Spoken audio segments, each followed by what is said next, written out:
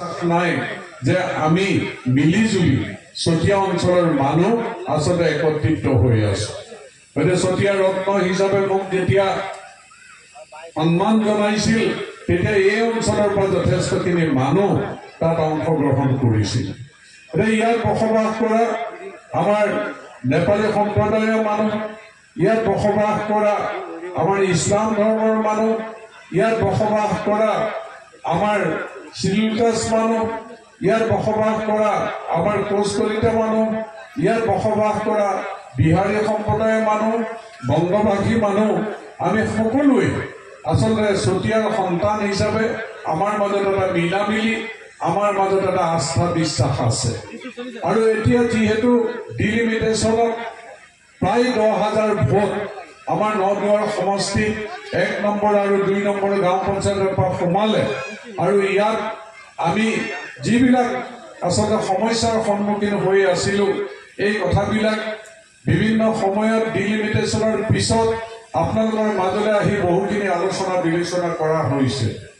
আৰু ডিলিমিটেশ্যনৰ পিছত যোৱা বানপানীত যেতিয়া এই বানপুৰ বিশ্বনাথ মথাউৰি ভাঙো ভাঙো অৱস্থা হৈছিলে সেই সময়ত মই আহি আমাৰ জলসম্পদ মন্ত্ৰী ডাঙৰীয়াক ইয়ালৈ আনি এই মথাউৰিত আনি আৰু চিফ ইঞ্জিনিয়াৰ বা জলসম্পদ বিভাগৰ ইঞ্জিনিয়াৰসকলক লৈ আহি যুদ্ধকালীন প্ৰস্তুতিৰে আসলে দিনে নিশাই কাম কৰি এই মথাউৰিটো ৰক্ষা কৰা হৈছে।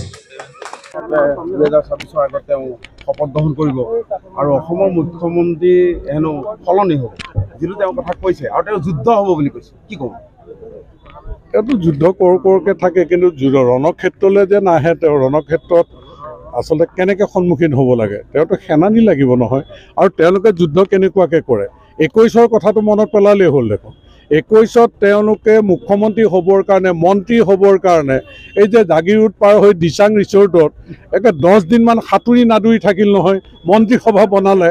গতিকে তেওঁলোকে ৰিজাল্ট দিলে, আমি গ'লোঁ দিছপুৰলৈ, তেওঁলোক ঘৰা ঘৰি সোমাই থাকিল।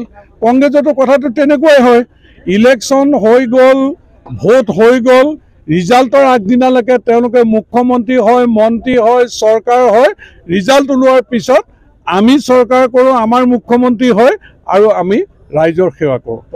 যুদ্ধ হ'ব বুলি কয়। পয়াময়া যুদ্ধ কৰিবলৈ তেওঁলোকে সেনানী ক'ত বাৰু?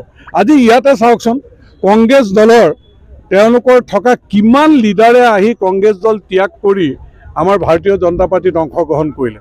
তেওঁ যদি ইয়াত আহি পেলাই ধেনুখন লৈ নামে, তেওঁৰ পিছত মানুহ থাকিবনে বাৰু, আছেনে বাৰু মানুহ? আমি হাজাৰ হাজাৰ মানুহ ওলাই আহিব।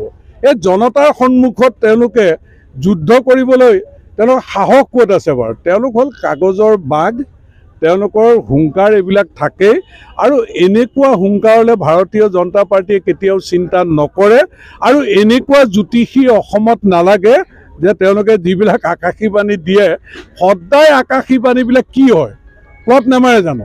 এই যে আপোনালোকে চাওক, ৰাজস্থান, ছত্তীশগড়, মধ্যপ্ৰদেশৰ ইলেকশ্যনৰ আগত এই যে মহাভৈৰৱ পবিত্ৰ মন্দিৰ, তাত সেৱা কৰি পেলাই ওলাই কোনকেইটা কথা কৈছিল যে ৰাতিপুৱাৰ সূৰ্যৰ যি পোহৰ আজি এই অঞ্চলত পৰিছে, এইবাৰ মধ্যপ্ৰদেশ, ৰাজস্থান, ছত্তীশগড়ৰ নিৰ্বাচনৰ ফলাফলৰ লগে লগে সমগ্ৰ দেশতে কংগ্ৰেছৰ সূৰ্যৰ পোহৰ পৰিব। আৰু তাকে শুনি কংগ্ৰেছৰ জিলা কমিটিৰ মানুহবিলাকে খাচী কাটি মাংস বনাবলৈ উতলাবলৈ লাগিল। মাংস উতলি আছে, ইপিনে বিজেপি চিট পাই আছো, চৰকাৰ আমাৰ হৈ গ'ল, পিছত মাংসৰ তলত জুই মাৰিবলৈ মানুহ নোহোৱা হ'ল। গতিকে ৰণ কৰিবলৈ ক'ত আহিব? মাংস খাবলৈকে মানুহ নাহে, এইটো পাৰ্টিত ৰণ কৰিবলৈ মানুহ আহিব নেকি?